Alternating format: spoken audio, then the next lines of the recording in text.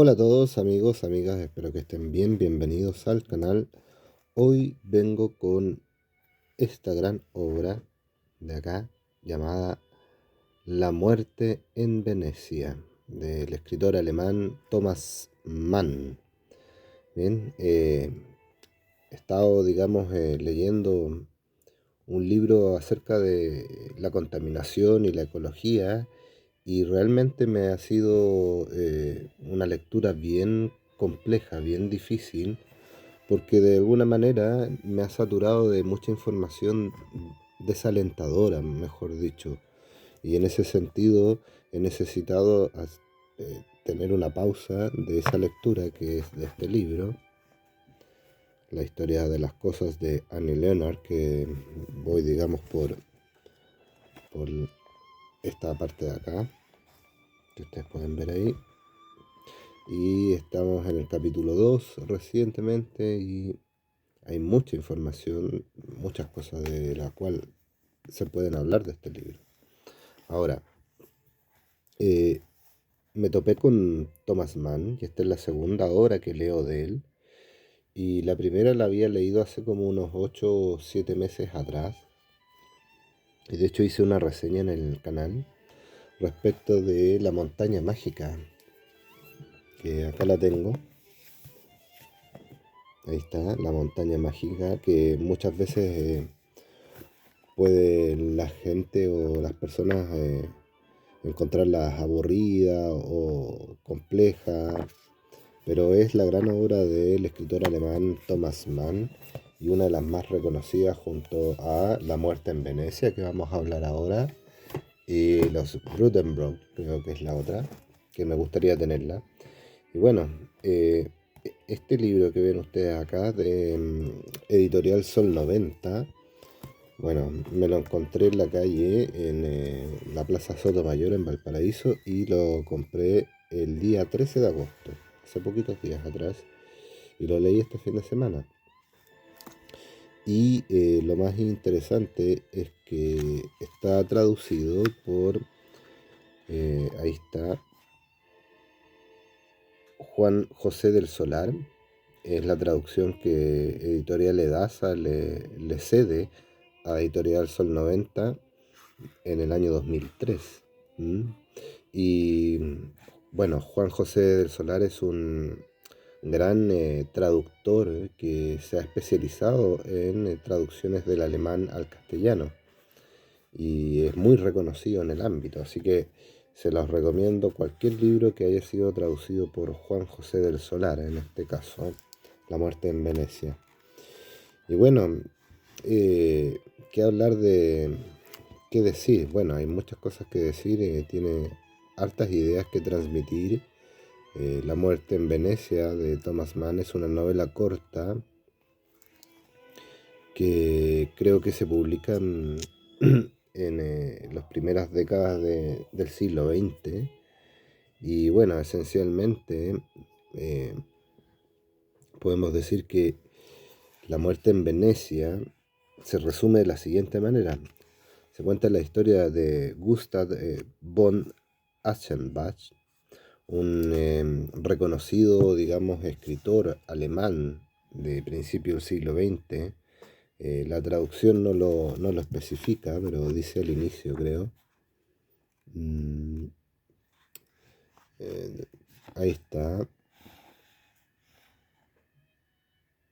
Era una tarde de primavera de aquel año de 1900, tanto, tanto, tanto, tanto.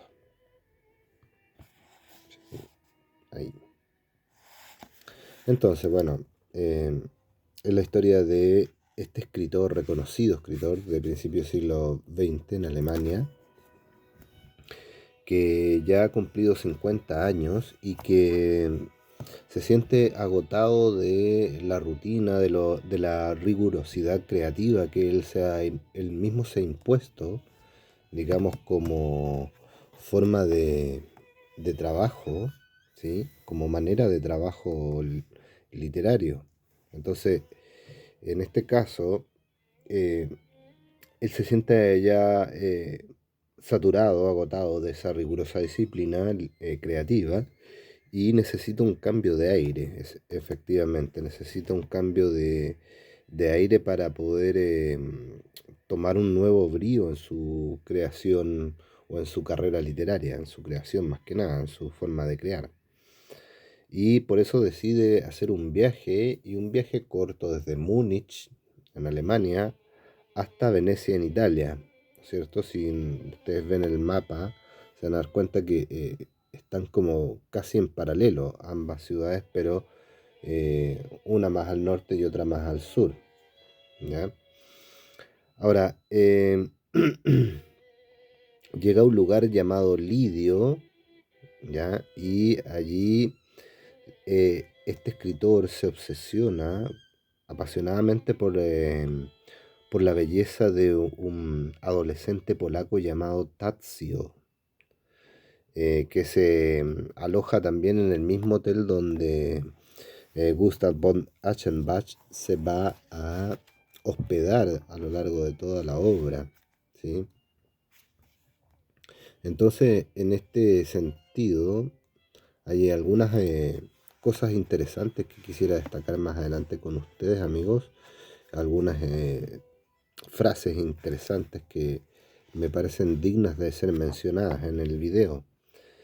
Entonces, conoce a este muchachito, digamos, Tadzio, y Achenbach, un hombre que ha dedicado su vida al arte, a la virtud y a la autodisciplina, se ve, digamos, de un momento a otro sacudido y consumido por un deseo que transgrede todos sus principios morales incluso. ¿Mm? Esto quiere decir que se enamora prácticamente del efebo Tadzio. Este efebo es de una belleza conmovedora, divina, podríamos decir, y que realmente eh, encandila absolutamente a Aschenbach, así es. Y bueno, él se hospeda, Aschenbach se hospeda en un hotel, digamos, de lujo, porque este Aschenbach también, viviendo en Múnich, tenía todas las comodidades. Se dice que tenía una hija, que tenía todas las comodidades de un burgués, y que el tedio, por decirlo de alguna manera, lo impulsa a hacer este viaje. Entonces conoce a este muchachito, a Tadzio, y en algún momento de la historia de Achenbach se desata la peste de la cólera en Venecia, y las autoridades de Venecia de alguna manera hacen la vista gorda, o proclaman, digamos, que todo está en orden y todo está, digamos, sanitariamente óptimo para que se desarrollen las actividades comunes y corrientes, sabiendo que de alguna manera el turismo era muy importante en ese sector, en esa época. Actualmente, como es hoy en día también, el turismo de hecho se vio muy afectado por la pandemia del COVID-19, por ejemplo. Y es curioso que en el último tiempo me he acercado a libros que, por decirlo de alguna manera, eh, se relacionan con la peste. Estoy pensando en el diario del año de la peste de Daniel Defoe, cómo la peste bubónica azota a Londres en esa época. Estoy pensando en La peste de Albert Camus, cómo esa ciudad se ve rodeada también por esta peste que traen las ratas, este médico que tiene unas disputas con un sacerdote ahí, teológicamente hablando, en términos de la vida, ¿no es cierto?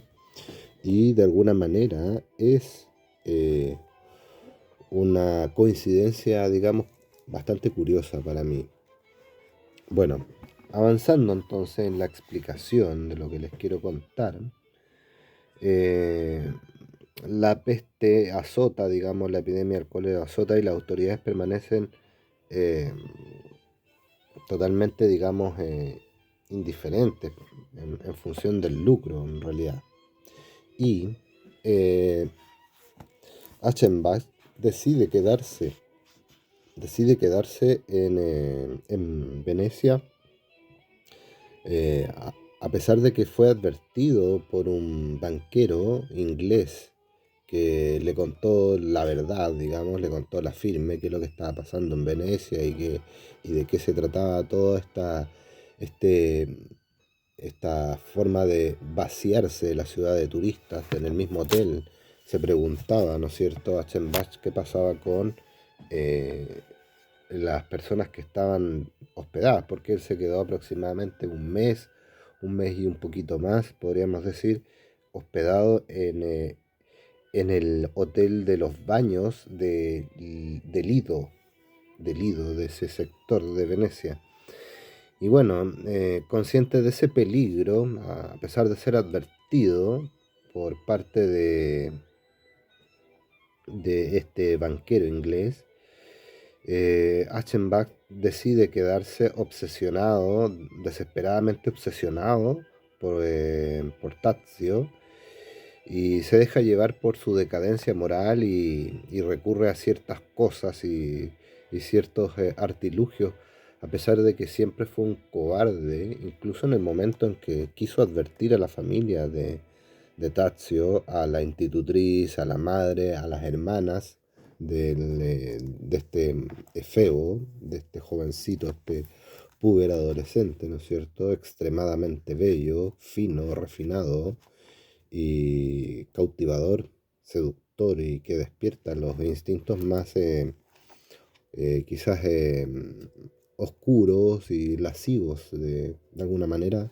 No sé si utilizar esa palabra, pero eh, instintos bien bajos por parte del escritor de este Achenbach, de Gustav von Achenbach. Entonces, es así como se llega al final de la obra. El final de la obra atiende a una suerte de complacencia y una forma de contacto de visual entre el muchacho Tazio y Achenbach. Y hay como una, ¿cómo es la palabra? Hay una complicidad, por decirlo así, de alguna manera. No sé si me entienden. Entonces, hay varias cosas que podríamos decir en relación a la obra. Bueno, tenemos a los personajes principales, está Achenbach, este escritor, Tazio, que es el hermano menor, digamos, de la familia polaca, que es la madre de Tazio y sus hermanas, ¿no es cierto? Hay un peluquero en esta historia que también tiene es un personaje secundario, pero le da unos ciertos aires de rejuvenecimiento a la figura de Achenbach ya en sus 50 años. Entonces ahí hay algo también en relación a la idea del tiempo.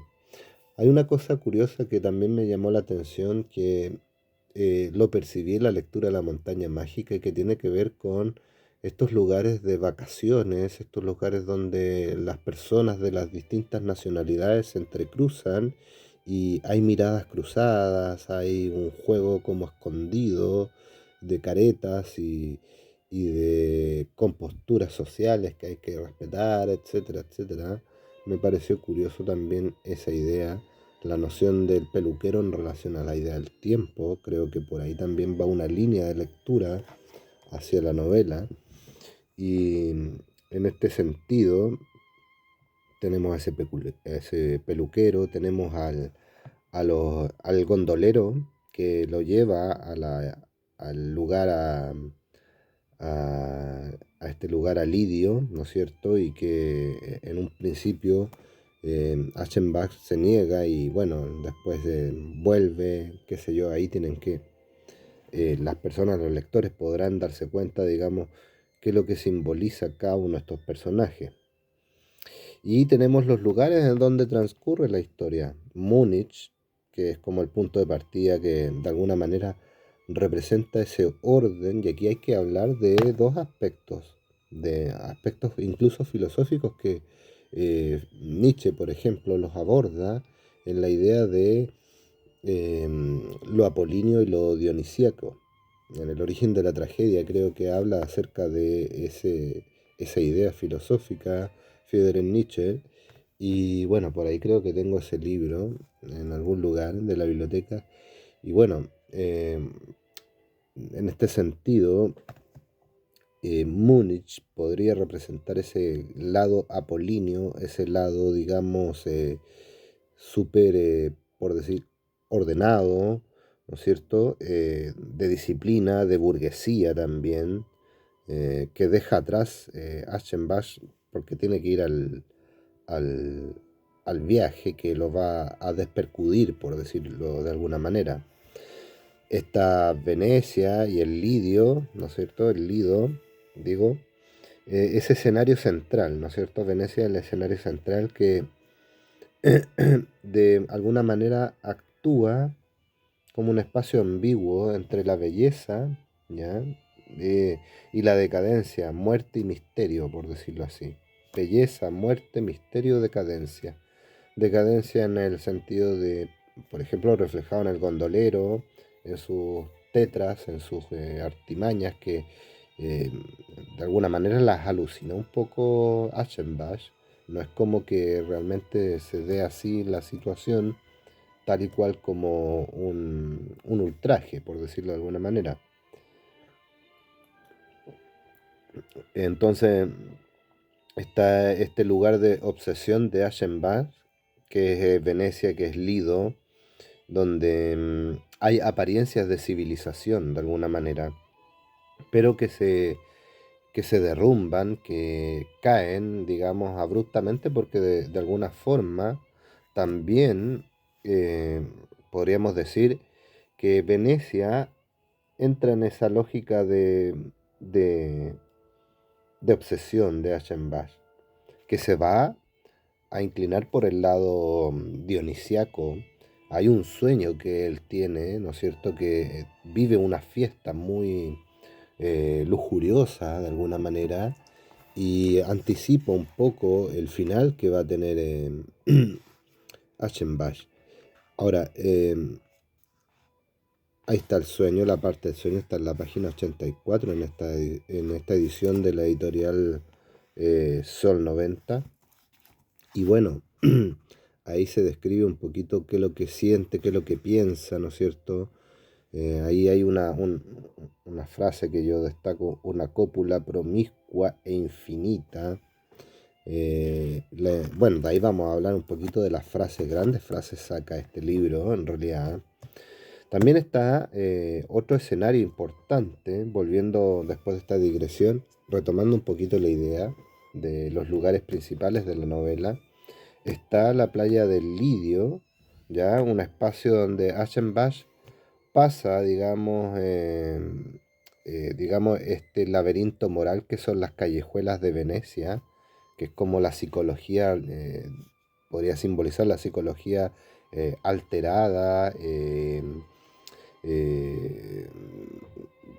que de alguna manera sufre este cambio abrupto del paradigma psicológico de Achenbach que vivía en Múnich a cambiar su apariencia con el peluquero del hotel para poder, digamos, de alguna forma eh, mostrarse como una figura joven y cercana al joven Tazio, al efebo Tazio.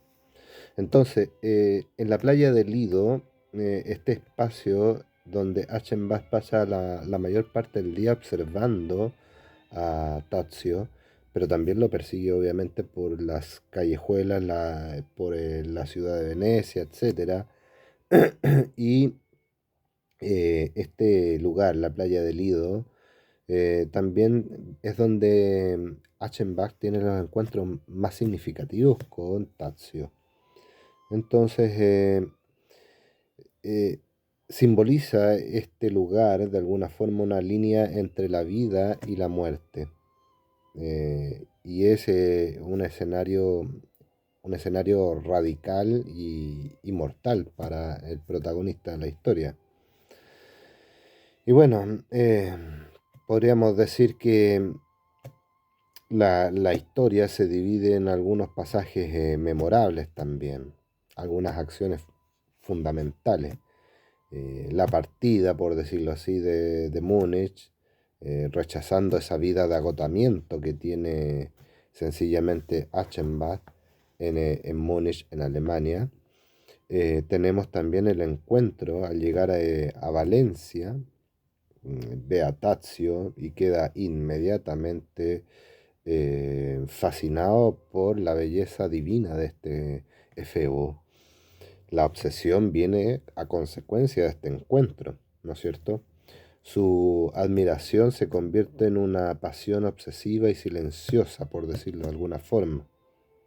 Vive para ver a Tatso todo el tiempo, lo persigue y lo sigue por todos los lugares de la ciudad, en Lido y en Venecia misma, ¿no es cierto? Está, a su vez, el conflicto interno de Achenbach, esta lucha entre lo dionisíaco y lo apolíneo, entre el orden y el caos, ¿no es cierto? Está su deseo, este deseo oculto de tener a este Febo a su entera disposición. Y por otro lado, esta idea de la obsesión también me retrae a la mente la novela de Lolita de Nabokov, ¿no es cierto? Y esta obsesión también, pero aunque Lolita tiene otra forma de tratar esta historia y este tema de la obsesión por púberes, por ya sean niños o niñas, ¿no es cierto? Y que roza, digamos, con una cierta mirada de la pedofilia, de la homosexualidad, y que puede también tener una lectura crítica por ese lado para algunos. ¿M? Quizás para algunos sea realmente eh, así, por decirlo de alguna manera. Entonces, tenemos este conflicto interno que tiene que ver también con su cuestionamiento, porque en el momento del encuentro surgen las ganas de escribir algo importante respecto de esta situación y lo hace Achenbach de la manera más gratificante para él. Por lo tanto, el conflicto interno también tiene que ver o redunda en los principios estéticos y éticos de su arte. ¿M? También podríamos hablar del momento del descubrimiento de la verdad, donde ahí, a través de este banquero inglés, se entera de la epidemia del cólera que asola Venecia, ¿no es cierto? La decisión de quedarse a pesar del peligro, que de alguna manera le va a costar la vida. Tenemos una transformación, Aschenbach se transforman en la última parte de la obra, por decirlo acá, y en una parte en el peluquero. Ahí dice, lo podemos leer si gustan, dice, como todo enamorado deseaba gustar, y la idea de que esto pudiera ser imposible lo angustiaba muchísimo. Empezó a añadir a sus trajes uno que otro detalle rejuvenecedor, a ponerse alhajas y a perfumarse para hacer su toilette. Necesitaba un rato largo, varias veces al día, y se sentaba a la mesa acicalado, excitado y tenso, a la vista de la juvenil tersura que lo había embelesado. Su cuerpo cenecente le daba asco, la visión de sus cabellos grises y los perfilados rasgos de su rostro se sumía en la vergüenza y la desesperanza, y así, deseoso de remozarse, de recuperarse físicamente, se convirtió en cliente asiduo del peluquero del hotel. Fíjense en ese fragmento que les acabo de leer y que de alguna forma grafica bastante bien lo que de alguna manera esta transformación significa para Aschenbach. Significa de alguna manera dejarse ir, decidirse por el lado dionisíaco de la existencia, por manifestarlo de alguna forma. Entonces, entonces vemos que este acto simboliza su completa rendición, a la pasión y su rechazo a la razón y a la verdad. La razón de que es enfermizo, quizás de alguna manera, estar persiguiendo un muchachito, un efebo, digamos, bello, sin creer que no va a haber consecuencias respecto de eso. Y también tenemos el desenlace, ¿no es cierto? Que ahí los invito a ustedes a leer esta novelita corta. En esta edición de Editorial Sol 90 tiene 94 páginas. Y lo lees en una tarde, en 2 días, en un día. Pero es una lectura que vale la pena, queridos amigos y amigas. Thomas Mann, el segundo libro que leo de él, y realmente, si me das a elegir entre La montaña mágica y este, prefiero La montaña mágica por la complejidad, la profundidad de los personajes, los duelos, la visión de mundo que manifiesta en mayor, de manera más exhaustiva el autor en relación a sus principios literarios, etcétera. Entonces, bueno, ¿qué podríamos decir? Además de lo que ya hemos manifestado para ir cerrando un poquito el video, podríamos hacer un poquito de análisis del tema de lo que trabaja Thomas Mann en esta obra. Hablaba yo de el orden, de la disciplina, de la pasión, la obsesión, la destrucción de tu propia dignidad, de tu propia visión de la vida y de la poca aceptación del paso del tiempo. Entonces, en ese sentido, que vamos a poner los dos que estamos ahí, ahí,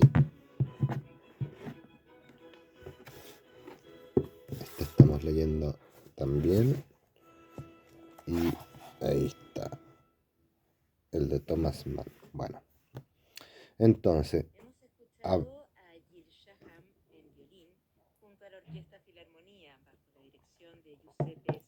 me apareció la radio, amigos, para que vean que los videos son ahí del momento, no hay nada que... Entonces yo venía diciendo que los temas o el tema central de La muerte en Venecia tiene que ver con esa idea de lo dual, de la exploración de la dualidad, por decirlo así, entre lo dionisiaco, lo apolíneo, el orden, la obsesión, la destrucción, ¿ya? De alguna manera es un estudio, digamos, que busca o que presenta la belleza como una búsqueda y el ideal que pueden llevar a la perdición, es decir, tener claro de que la búsqueda incansable de la belleza y del ideal de belleza puede llevarte a una perdición absoluta y enceguecerte de alguna manera y caer en ese juego, digamos, prácticamente mortal, donde dejas de escuchar razones, donde dejas de entender la situación desde una óptica del sentido común. Entonces, tenemos varias cosas que podríamos decir en este caso en relación a un análisis un poquito más profundo. Podríamos hablar de la crítica de la figura del artista, por ejemplo, Thomas Mann va a presentar una visión súper como ambivalente del artista. Achenbach es un personaje que de alguna forma también encarna la apariencia de la virtud, del heroísmo, es reconocidísimo, tiene fama en Alemania, él cree que eso lo ha conseguido gracias a su disciplina, al esfuerzo constante, a la creación monumental de su obra, ¿no es cierto? Pero su vida interior, su vida, digamos, del ser más humano, es frágil y está, digamos, en el momento de caer por el abismo, al borde del colapso, por decirlo de alguna manera. Entonces, la obra nos trata de invitar a entender la vocación del artista, de alguna manera. ¿Ah? Cuando se vive como un esfuerzo titánico, una represión constante, ¿no es cierto? Eh, te, esta represión te lleva a la ibris, a la desmesura, si lo queremos llevar en el sentido por decirlo en el sentido totalmente griego del término, ¿ya? Entonces la pasión que Aschenbach despierta o que se despierta por Tadzio en él, ¿no es cierto? No es amor en realidad, sino que una manera de entender la belleza desde una perspectiva desnuda y amoral en todo caso, que desencadena en estos instintos como reprimidos de Aschenbach, de Gustav Bob Aschenbach. Como me salió lindo ahí el nombre, ¿eh? Bueno, además podríamos quizás hablar un poquito del peligro del conocimiento y de la belleza. Esto quiere decir que, por ejemplo, la figura de este efebo, de este muchachito, como una encarnación de la belleza, digamos, divina, perfecta, es una trampa de alguna forma. ¿M? Por ejemplo, para Thomas Mann, el arte puede ser como una vía que te da el camino para entender el espíritu, pero también es un derrotero peligroso, es un camino súper peligroso hacia un abismo personal, hacia la caída por ese abismo.